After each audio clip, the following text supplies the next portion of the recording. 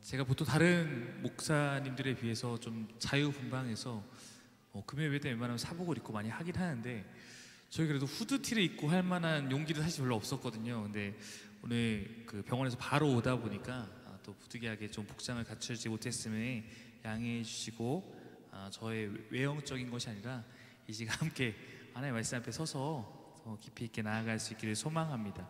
2020년은 창세기 말씀을 보게 되었습니다.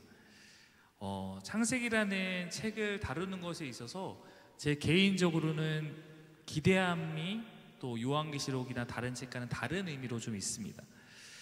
이 책은 우리에게 아마도 가장 익숙한 책이기 때문에 여러분에게 배경에 대한 이해를 하지 않아도, 배경에 대한 설명을 하지 않아도 충분히 이해할 수 있는 그런 책일 수 있습니다.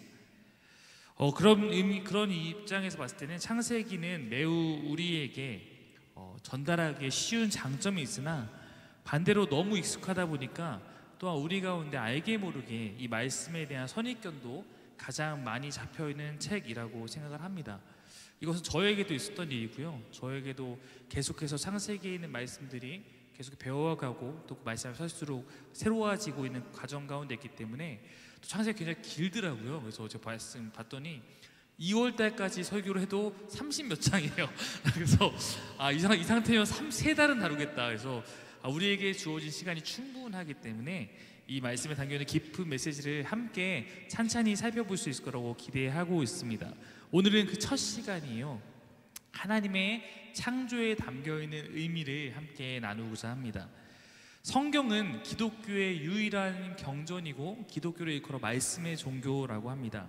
우리가 그래서 그런 말씀을 통해서 이 종교가 어떤 종교인지 알아보자, 이 종교가 믿는 신앙이 무엇인지 알아보자 라고 하고 책을 딱 펴자마자 우리는 이런 선언을 마주하게 되죠. 창세기 1장 1절입니다. 네, 1장 1절 제가 안 넣었나요? 네, 그럼 1장 1절을 우리가 외울 테니까, 1장 1절을 외울 테니까, 여기 있네요. 네, 같이 한번 읽겠습니다. 시작. 태초에 하나님이 천지를 창조하시니라. 네, 태초에 하나님이 천지를 창조하시니라. 이 말씀을 우리는 딱 피게 됩니다. 이것은 창세기를 포함한 성경 전체가 무엇을 말하고 싶고 무엇을 가르치고 싶은지를 우리에게 잘 알려주는 그러한 말씀입니다. 여기서 사실 이 구절에서 이 말씀에 대한, 이 신에 대한 믿음이 결판난다라고 할 수도 있어요. 성경은 하나님께서 우리를 지으셨고 이 세계에 속한 모든 것을 계획하고 지으신 분이 있다. 너희가 있는 것은 우연히 있는 것이 아니고 이 세상도 우연히 돌아가고 있는 것이 아니다라는 것을 이 말씀부터 선언하고 있는 것입니다. 이 말씀과 함께 우리가 잘 알고 있는 6일간의 창조와 하루의 안식, 7일의 창조 기사가 기록되어 있는 거예요.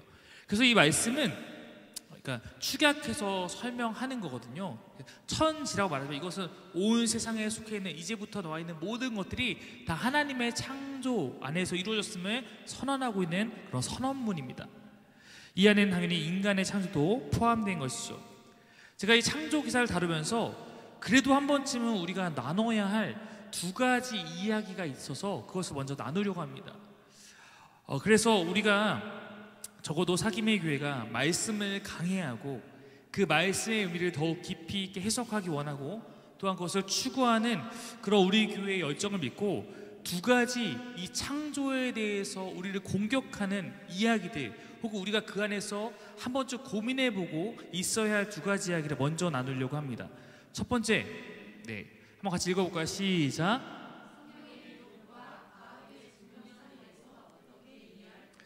네, 이거는 이제 제가 이 이야기를 나누면 이게 그들의 싸움이 아니라 나의 이야기구나라는 것을 여러분 곧 알게 될 겁니다. 참 오랜 세월 이 창조에 대한, 하나님의 창조에 대한 수많은 논쟁이 있었고 이것은 아직도 끝나지 않고 계속해서 연구되고 계속해서 논의를 하고 있는 그런 부분입니다. 그 중에서 여러분 들어보셨는지 모르겠지만 가장 대표적인 두 이론의 충돌이 있는데, 거의 하나는 젊은 지구론, 다른 하나는 오래된 지구론. 늙은이라고 하면 좀 기분이 나쁘니까 오래된 지구론이라고 부릅니다. 젊은 지구론과 오래된 지구론에 대한 논쟁이 있습니다. 그럼 만약에 성경이 진리니까 나는 성경에 있는 모든 내용을 그대로 다 수용할 거야 라고 해서 그것을 다 그대로 수용해서 문자적으로 읽게 된다면, 즉 하나님의 창조도 이것을 하루를 그 24시간으로 이루어진 7일 동안 하나님께 창조하신 것이라고 받아들이고 성경에 있는 모든 기록을 그렇게 다 믿고 계산을 해보면 어느 정도의 시간이 성경의 창조부터 지금까지 이어졌냐면 6,000년 정도가 됩니다. 6,000년의 시간이 있습니다. 그러니까 구약이 4,000년, 신약이 2,000년 정도의 시간이, 신약 이후 2,000년 정도의 시간이 이제 있는 거죠. 그렇다면 성경을 이렇게 문자적으로 있는 그대로 다 믿는 사람에게는 지구가 생성된 지는 얼마 돼야 되는 거예요? 6,000년. 네, 6,000년입니다. 지구뿐 아니라 우주도 6,000년, 해도 6,000년. 그러면 다 그 창조가 된 것이 그 기록을 믿으니까. 그런데 아시겠지만 지금까지 인류가 발전시켜온 과학의 증명, 과학적 증명의 결과는 무엇입니까? 여러분, 우주 과학자들이 일반적으로 지금 대부분 동의하고 있는 우주의 역사를 얼마로 보고 있는지 아십니까? 약 138억 년입니다. 138억 년. 그 중에 지구는 약 46억 년 이렇게 말을 하고 있어요. 그러니까 이게 이쪽의 입장과 이쪽의 입장이 어느 정도의 차이라면 그 정도 중간쯤에 있을 거야 라고 얘기할 수 있는데 이게 좁혀질 수가 없는 범위 내에 있는 거예요. 한쪽은 지구는 6,000년이야 말하고 있고 우주가 6,000년이 말하고 있고 한쪽에서는 138억 년이야 말하고 있으니까 이게 이 갭을 어떻게 해결할 수가 없는 거죠. 그럼 여러분은 이제 보통 신앙을 붙들고 있느라 과학을 조금 이렇게 잘 들어보지 않았겠지만 왜 그런 과학이 138억 년이라고 말을 하고 있는가? 이게 오래된 얘기요. 지금 한 100년 전에 1929년에 에드윈 허블이라는 과학자가 우주의 별을 관찰하다 보니까 그 중에 하나 놀라운 걸 발견하게 됩니다. 그게 뭐냐면 별과 별이 계속해서 사이가 멀어지고 있는 거예요. 우주가 고정되어 있는 게 아니라 별과 별이 계속 조금씩 계속 멀어지고 있는 겁니다. 이 왜 멀어질까요? 왜 멀어지냐면 여러분 어떻게 생각하냐면 우주를 하나의 풍선이라고 생각하시면 돼요. 그럼 풍선에다가 점을 이렇게 2개 찍어놨습니다. 불면 어떻게 되죠? 섬이 멀어지는 거 그겁니다. 그러니까 이것을 통해 뭘 발견하면 우주는 고정되어 있는 것이 아니라 계속해서 팽창하고 있다. 네. 근데 이거를 이제 발견한 이후 모든 검증을 통해서 우주는 팽창하고 있다는 것이 과학적 증명 결과예요. 우주가 팽창하고 있다. 근데 이러니까 우주가 계속해서 커져가고 있고 지금 이 순간 저희가 예배를 드리고 있는 순간에도 우주는 커져가고 있다고 과학은 말을 하고 있어요. 그러니까 이제 커져가서 우주가 지금까지 이만해졌는데 그러면은 애초에 처음에 하나에서 시작했으면 반대로 그 커져가는 것을 역산을 하면 얼마 전에 처음 시작이 있었겠구나 계산할 수 있잖아요. 바로 그 계산의 결과가 138억 년인 거예요. 이것 말고도 이 지구가 오래됐다는 것은 뭐 지구과학, 뭐 생물학 여러 분야에서 지구가 오래된 지구라는 것을 과학적으로 증명하는 결과들이 나오면서 이 이야기는 적어도 이 교회라는 울타리를 벗어나서 밖에서는 너무나 당연시되고 있고 있는 이야기. 우리도 과학 시간에 시험을 보게 되면 그렇게 써야 되는 이야기. 이것이 오래된 지구론입니다. 물론 이것을 깊게 들어가면 훨씬 더 복잡하고 난해합니다. 일단 그리고 이 시대에 있는 모든 여러분이 이용하고 있는 과학적 산물들은 사실 이 오래된 지구론을 전제하고 운영되고 있습니다. 가장 대표적인 것이 내비게이션입니다. 그리고 내비게이션은 지금 우주에 있는 GPS 위성으로부터 저희가 어디에 있는 신호를 받는 건데 이 오래된 지구론에서 말하는 지구에 팽창되고 있다는 근거를 기반으로 그 안에 그것을 다 계산해서 넣었기 때문에 우리의 위치를 정확하게 할 수 있는 거예요. 만약 그렇지 않으면 우리는 매일같이 원래 우리 위치와 11km씩 벗어나게 됩니다. 그러니까 내가 여기 양주에 있어야 되는데 내 위치가 11km 떨어진 곳으로 찍히게 되는 거예요. 근데 이거를 좁혀주는 것이 바로 지구가 팽창하고 있다는 것에 대한 계산을 넣기 때문에 지금 우리 위치가 잡히게 되는 것이죠. 그러니까 사실은 밖에 있는 사람이 봤을 때는 야, 넌 내비게이션을 믿으면서 젊은 지구론 지지해? 그럼 넌 되게 모순적인 사람이야 라고 얘기를 하게 되는 겁니다. 즉 그러다 보니 성경을 문자적으로 그대로 믿으려고 하는 사람들은 성경과 과학을 분리하게 되고 어떤 의미에서 성경을 믿는 믿음을 위해서 과학적 사실을 버려야 하는 이런 것이고 또한 과학을 반대로 믿는 사람은 성경이 진리라는 그 믿음을 가질 수 없는 그런 상황이 되어버린 것이 지금 과학과 그 성경의 진리를 믿는 사람들 간의 충돌인 것입니다. 이러한 상황에서 성경을 공부하는 것을 업으로 하고 있는 성경을 공부하는 신학자들 가운데서도 성경의 문자는 우리의 실제적 시간이 아닐 수 있다는 해석학적 견해들을 내어놓게 된 것입니다. 과학 때문에 그렇다기보다는 성경 안에 있는 여러 증거를 통해서, 내적 증거를 통해서 성경의 문자는 있는 그대로가 아니라 그 안에 어떠한 의미를 갖고 해석되어야 한다는 것을 주장하는 교회 내부의 목소리가 나오는 거죠. 결국 그 중에 가장 큰 갭을 갖고 해석하게 되는 문제가 바로 창조인 거예요. 창조의 시간을 어떻게 해석해야 될 것인가에 대한 논쟁이죠. 이것을 진짜 하루라고 여러분이 만약 믿고 있다면 여러분은 여러분 스스로를 뭐라고 느끼든 간에 여러분은 젊은 지구론을 지지하고 있는 것이고, 이것이 우리의 하루가 아니라 그냥 어떤 하나님께서 정하신 어떤 시간을 설명하기 위한 것이다라고 생각한다면 여러분은 알게 모르게 오래된 지구론을 지지하고 있는 셈인 것입니다. 물론 또 이것을 또 깊이 들어가면 나는 그럼 쉽게 그럼 나는 오래된 지구론이 더 맞는 것 같아 믿을래 라고 하지만, 그렇게 오래된 지구론을 지지한다는 것은 또 어떤 면에서 부분적일지라고 할지라도 진화를 인정하는 것이고, 그러면 지금까지 우리가 알고 있던 7일 창조와 창조신앙에 대한 문자적 믿음에 대한 수정이 내 안에서 이루어져야 하는 그런 것이 다 연결되어 있는 것입니다. 그럼 우리는 어떻게 해야 할까요? 저는 적어도 우리 교회 안에서 오래된 지구론이건 젊은 지구론이건 어느 것을 지지해도 저는 여러분을 사랑할 자신이 있습니다. 우리가 이 얘기를 다루는 것은 우리가 이것을 전혀 모르는 것이나 우리는 생각해보고 고민해볼 수 있어야 한다는 거예요. 그러나 그 결론으로 인해서 이 사람은 이런 결론, 이 사람은 이런 결론, 즉 이 안에 이런 생각을 가진 사람, 저런 생각을 가진 사람은 모두 존재할 수 있다라고 생각합니다. 전혀 문제되지 않는 생각해요. 저도 대표적으로 이 두 가지 가운데 어떤 하나를 지지하겠죠. 여러분도 아마 그렇게 될 것입니다. 그러나 저와 여러분의 생각이 같던 생각이 다르든 우리까지 이 문제로 다툴 필요는 없습니다. 다만 제가 이 얘기를 던지는 것은 적어도 지금 교회 밖에 있는 사람들이 교회로 들어오기 위해서 어떤 어려움을 갖고 있는지, 또 교회 안에 있는 사람과 왜 교회 밖에 있는 사람들이 계속해서 말이 안 맞을 수밖에 없는지 적어도 우리가 알고 있어야 하지 않을까, 그리고 우리도 이거에 관심을 가져야 하지 않을까라는 의미로서 이 얘기를 한번 던지는 것입니다. 두 번째, 이런 비판들이 있습니다. 읽겠습니다. 시작. 여러분은 또 이런 것을 무신론자들이 이제 주장할 때 교회를 비판하고 성경을 비판하기 위해서 많이 사용하는 또 논지인데, 성경을 믿지 않는 사람들이 내세운 대표적인 이야기 중에 하나가 성경에 있는 그 창조, 그래 너네가 믿는 그 창조 기사 그거 고대 근동의 신화와 똑같더라. 야, 그런 이야기는 여기저기 그때 당시 보면 신화에 다 나와 있더라. 이런 거예요. 한마디로 말하면 너희가 믿고 있는 성경도 그냥 신화야. 신화의 하나야. 여러분, 성경이 신화라는 것은 상상의 이야기에 불과하므로 우리가 그것을 그냥 신화로서 믿는 것이지 그것을 갖고 우리의 삶의 기준이자 따라야 할 말씀으로 삼을 필요가 없다라는 이야기를 그들은 하고 싶은 거예요. 왜 그것에 목숨을 거냐? 그러므로 이 이야기는 우리의 신앙에 있어서 굉장히 중요한 이야기일 수 있다라는 것입니다. 여러분, 단순히 신이 무언가를 창조했다라는 것은 그들의 말처럼 그리 놀라운 것이 아닙니다. 많은 신화에 나오는 이야기예요. 많은 신화에서 신은 무언가를 만들기도 하고 부수기도 합니다. 그래서 어떤 이들 성경조차도 그런 신화로서 치부하려고 하는 것입니다.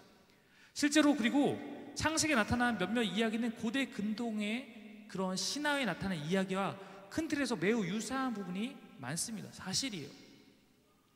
지금 제가 고대 근동의 신화에 나오는 창조 이야기와 성경의 창조 이야기가 매우 비슷한 부분이 많다고 충격적인 지금 이야기를 한 것입니다.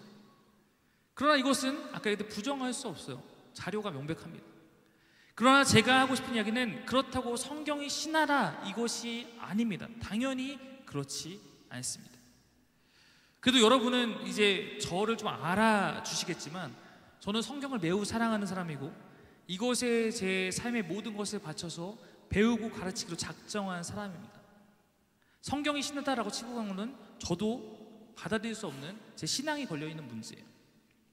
하나님이 고대 근동의 신화적인 양식과 문서에 나타난 것과 굉장히 비슷한 방식으로 하나님의 창조 기사를 우리에게 기록하여 주고 있다는 것은 그 시대의 사람들이 그런 식으로 이야기했을 때 그것을 이해하고 깨닫기에 가장 유익하기 때문이라고 저는 생각합니다.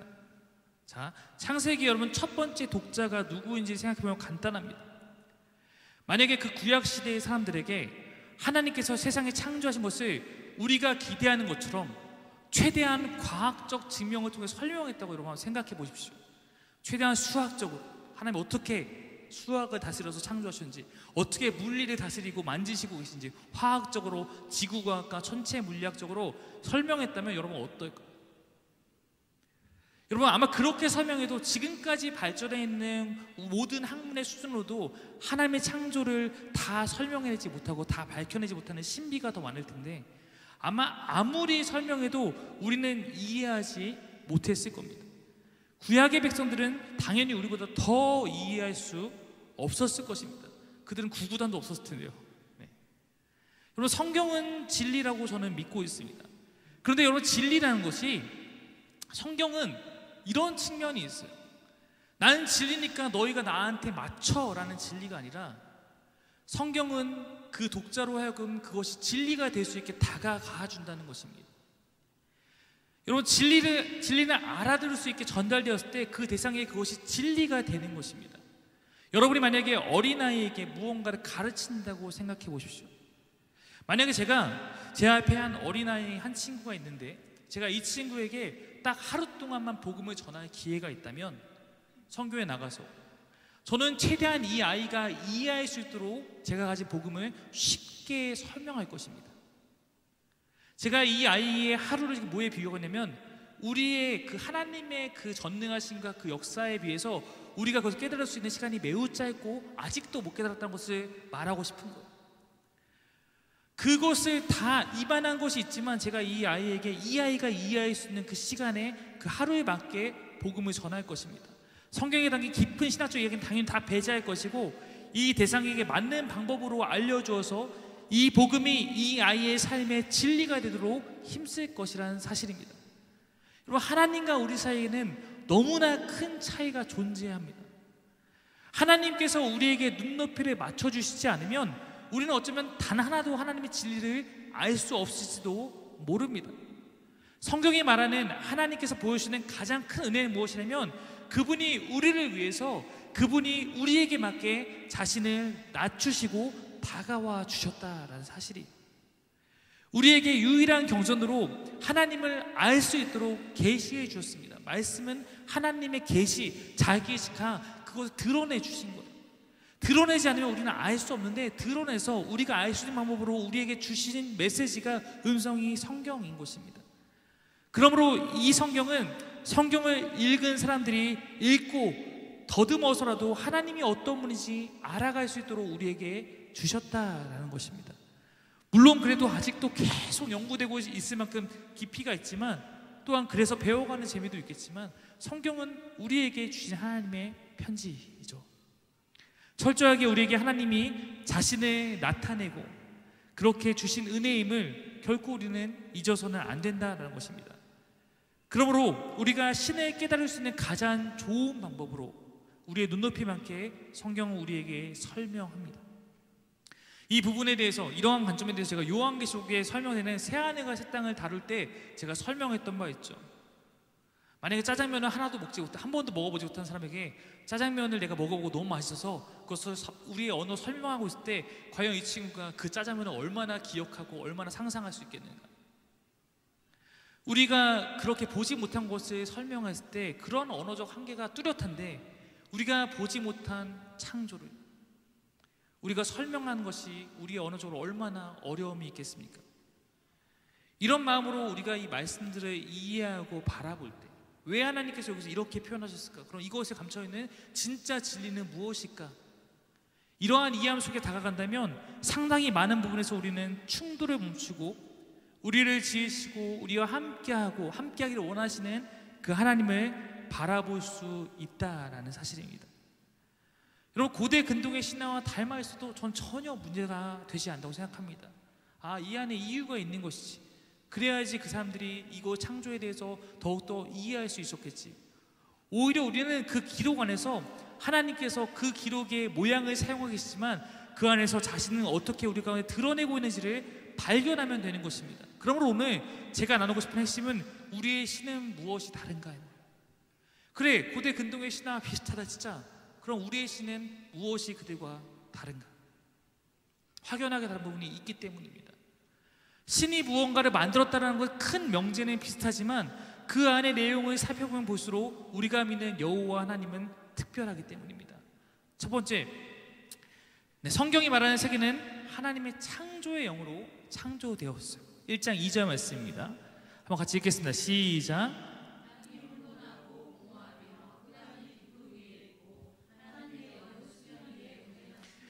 아시겠지만 우리는 창세기 1장 1절이 선언되기 이전부터 하나님이 계셨다라고 믿습니다.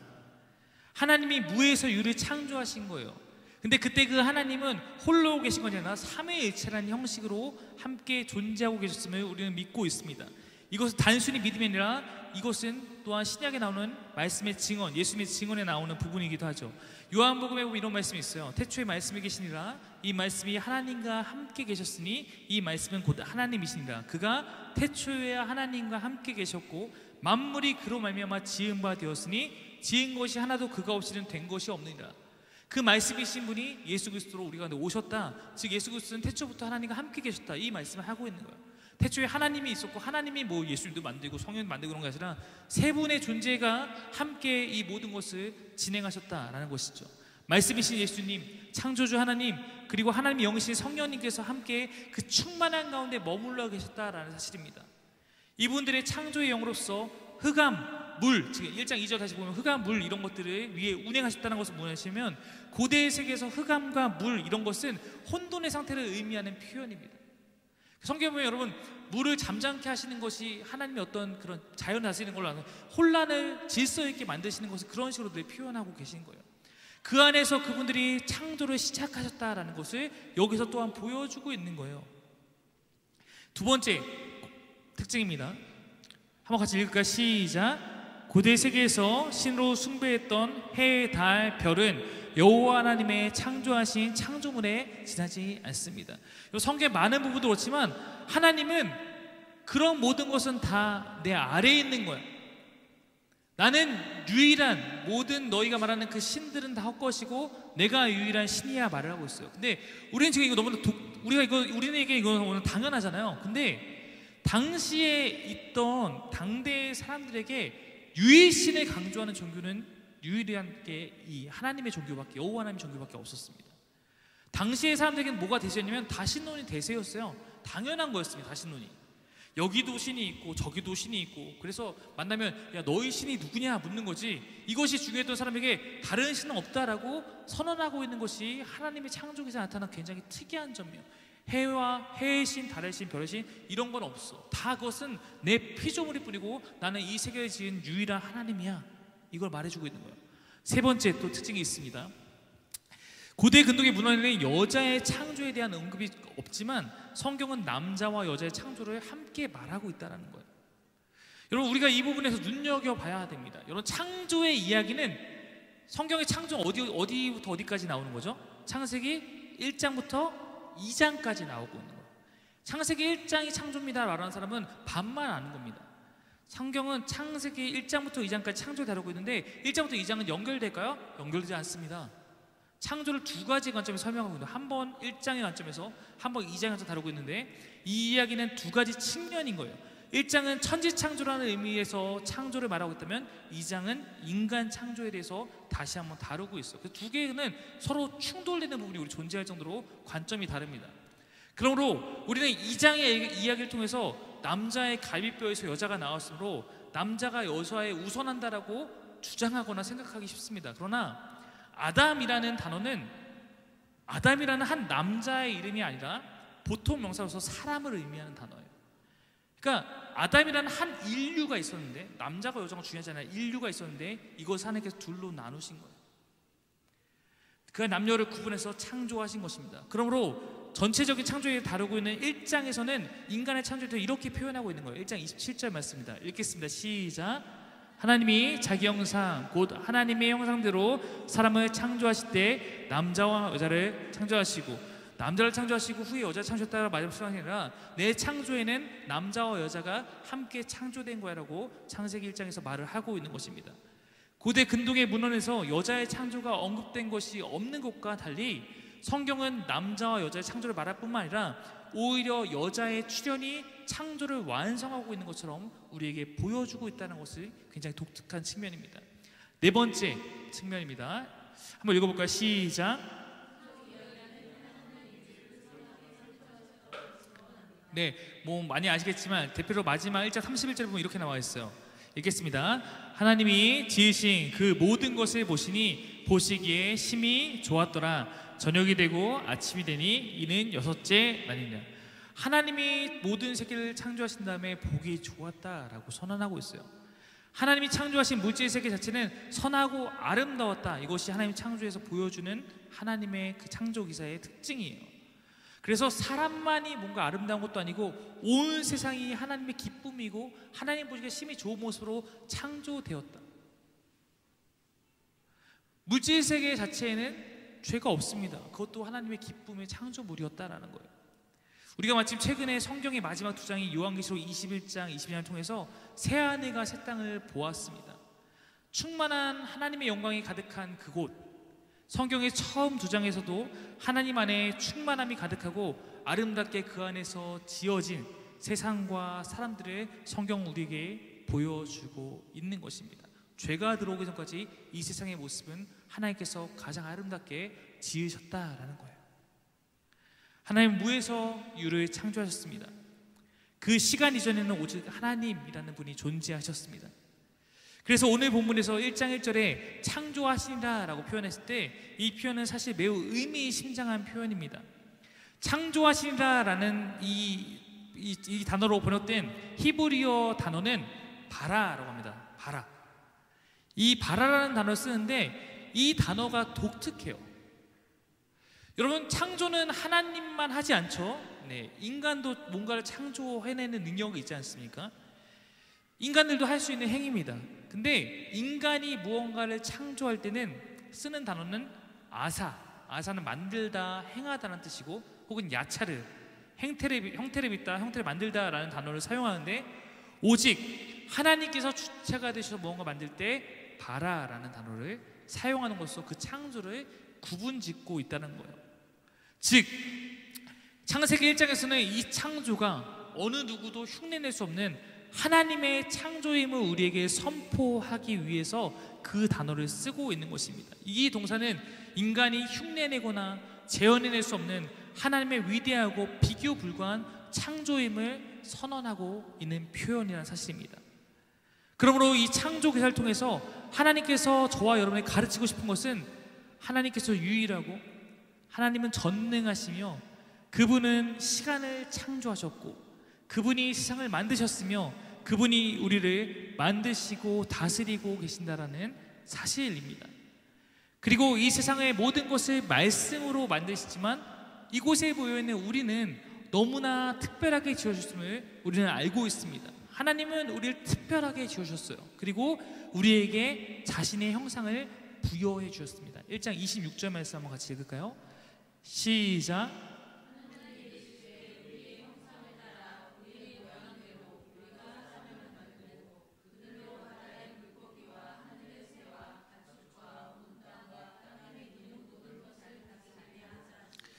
여기서 사용된 우리라는 표현에 대해서 기독교의 전통적 해석 가운데는 삼위일체 하나님을 뜻한다라고 그렇게 해석하는 걸로 많이 시도해 왔습니다만 아직 이 창세기 독자들에게 그러한 개념이 없는 그 시대에 삼위일체라는 후에 이제 좀 형성된 조직시장적 개념을 넣어서 해석하는 것이 무리다라는 의견이 사실 지금 더 많은 편입니다. 그러므로 이것에 대해서 이 우리라는 표현에 대해서 이것이 성경에 몇 차례 등장하는 하나님의 천상회의 통해서 이것이 결정되었다라는 것을 표현하는 어법이다라고 이해하는 것이 조금 더 옳다라고 여기고 있습니다.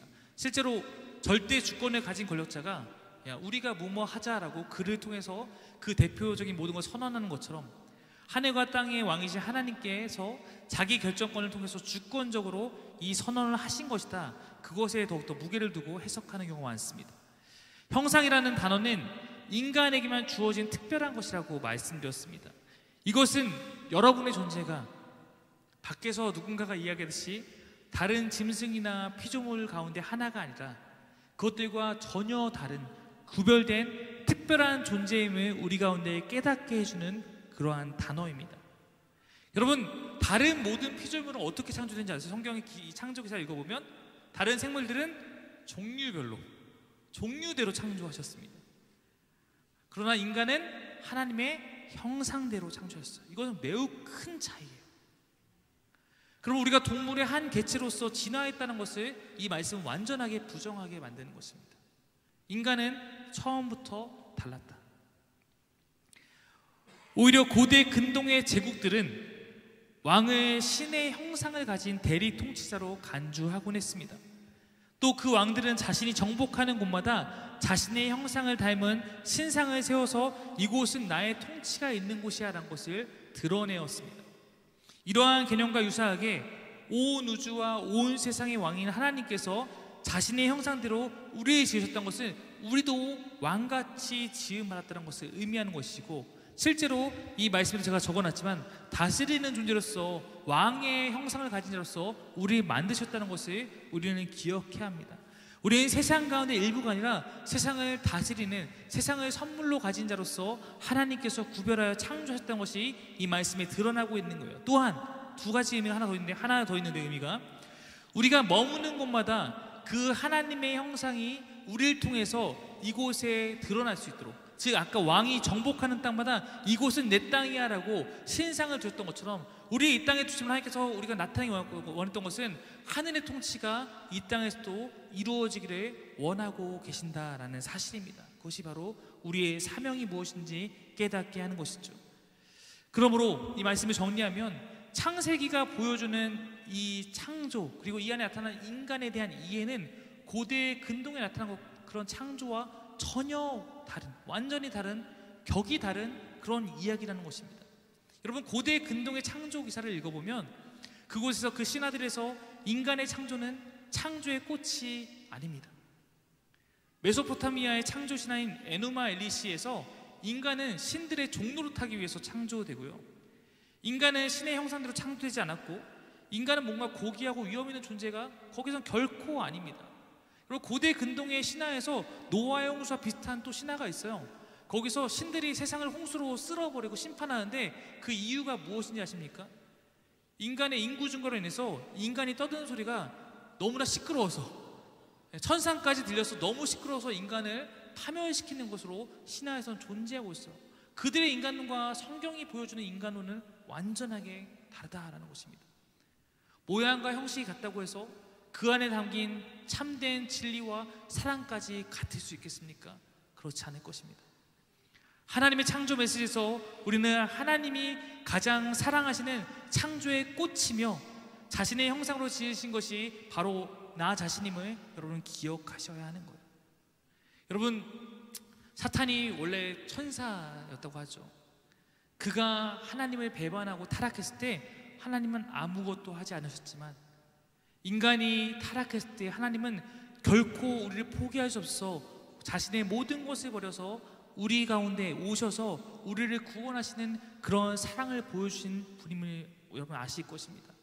우리는 천사와도 비교할 수 없는 하나님의 소중한 존재들입니다.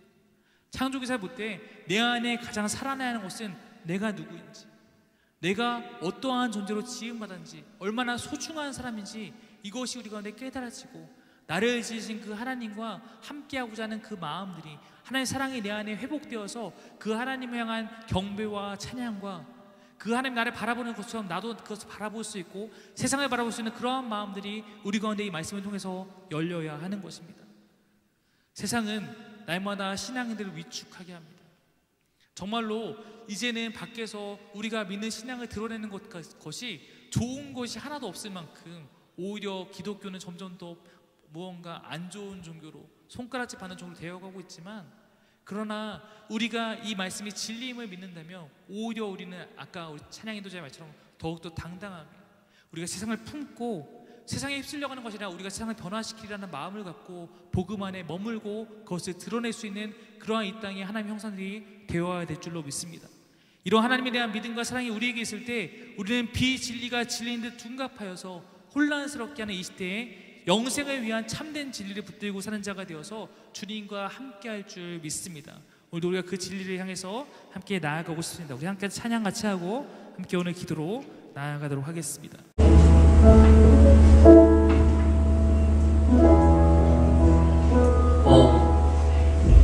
요즘 여기 많이 찬양했던 찬양인데 온 땅의 주인이라는 이 고백이 이 말씀을 읽으면서 제일 많이 떠올랐던 것 같습니다. 온 땅의 주인이신 주님이 여러분을 아시고 여러분의 상함을 돌보아주시는 그런 하나님입니다. 어둠을 밝히시고 방황하는 내 마음에도 주님께서 길을 비춰주시는 그러한 분입니다. 오직 우리 하나님의 그 사랑에 기대어서 우리가 우리에게 주어진 하루를 살아가고 그 안에 손을 붙들고 우리가 넘어지려고 할 때마다 내 무릎에 힘을 더해주시는 그 하나님 붙들고 나아갈 수 있기를 소망합니다.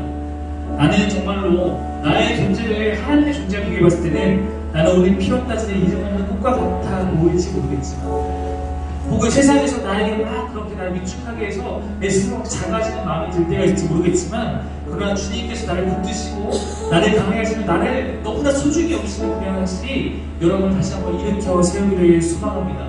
우리가 주님의 것임을 그래서 고백하며 찬양하며 같이 나아갔으면 좋겠습니다.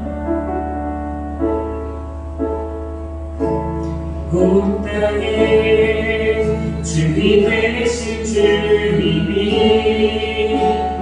이를 하시며 사랑만 돌보네 어둠을 밝히시는 새벽별 나만가는 때만 주의 길 비추시네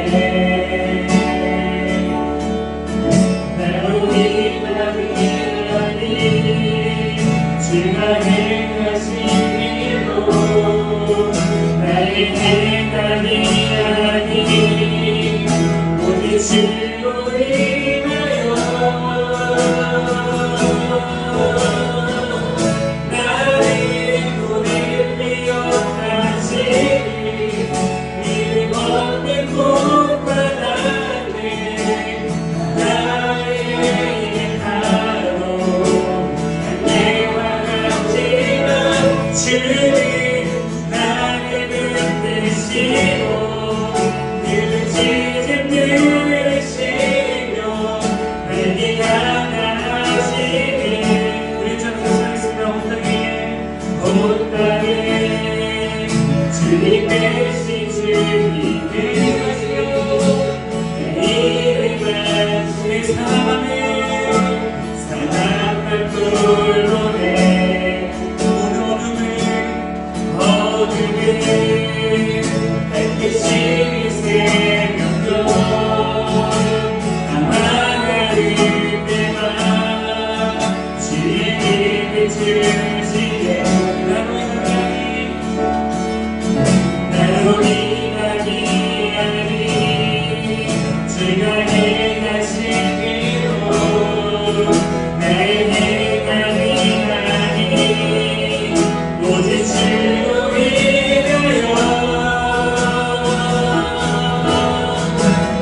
나를 오늘 비었다시니 이름 없는 곳과 같네 바다의 파도 안개와 같지만 주님 나를 붙드시고 그림지듯 들으시며 나를 안아하시네 주님을 나의 죄를 보시고 주님을 나의 죄를 보시고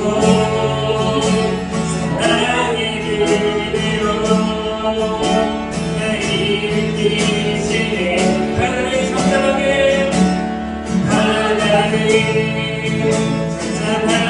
하시네 영혼의 꿈을 고요케 하시네 나로 인하니 아니 주가 행하신 일로 나의 행함이 아니 오직 주로